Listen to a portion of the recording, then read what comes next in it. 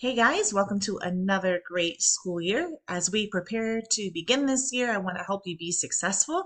And so we've got a specific way that we are going to set up our binders for our classes. So pay attention, set up your binder, and let's start off the year on a great note. So the first thing that you're going to do to set up your binder is make sure that you have the supplies you need. In this case, you need a 3-ring binder, a pack of 5 binder dividers, and a Sharpie or pen. Once you've got those 3 things collected, let's get started on setting up your binder. So step 1, first write your name and your subject on the binder. You can do this in the binder insert that comes with your binder, on the front cover of your binder, the spine of your binder. It really doesn't matter where you write it, but you do want to have it labeled somewhere. This is not only helpful to you as you're looking into your locker to pull out the correct binder, but it's also helpful if you lay it down someplace or it ends up in lost and found so that somebody can return it to you if they find it. Decorate your binder if you choose. That is totally up to you. After you have your name on your binder, you are ready for step 2. So pull out those dividers. You're going to use 4 of those dividers, whether you have me for math or for English. If you are in math, you're going to label your dividers like this: handouts, notes, CYUs, and mastery checks. So those will be your 4 titles. If you have me for English, you'll label your binder with these 4 subtitles: handouts, literature, grammar, and writing.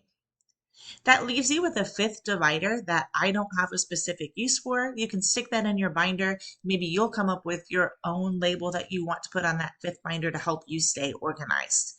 So grab your pen or grab your marker and label the inserts that came with your dividers, and let's get ready to put those in the binder. As far as putting them in the binder, you're going to put them in the order that they were listed. So handouts should be first, and if you're in math, that should be followed by notes, CYUs, mastery checks, and then that blank 5th divider. If you're in my English class, handouts again will be first, followed by literature second, grammar third, writing fourth, and then if you have that 5th divider that's blank, just stick it in the back. So take a second, make sure you've got your dividers in there in that order, and then let's go on to step 4. For step 4, any loose leaf paper that you have is going to go in the back of your binder. That way you have some when you need it. You don't need necessarily a whole pack of paper or 2 packs of paper in your binder, but have some available. That way it keeps it nice and neat. It's not shoved in your backpack or your locker, getting bent or lost, and you just have it for whenever you need it. Now that you have your binder totally set up, I want you to be mindful of these things. Now, this seems really obvious, but you should know that binders have 3 rings. The papers that I give you and the loose leaf paper that you buy from the store also has 3 holes. That is for a reason. The papers that I give you and the papers that you have purchased, that loose leaf paper, fit neatly in that binder for a reason.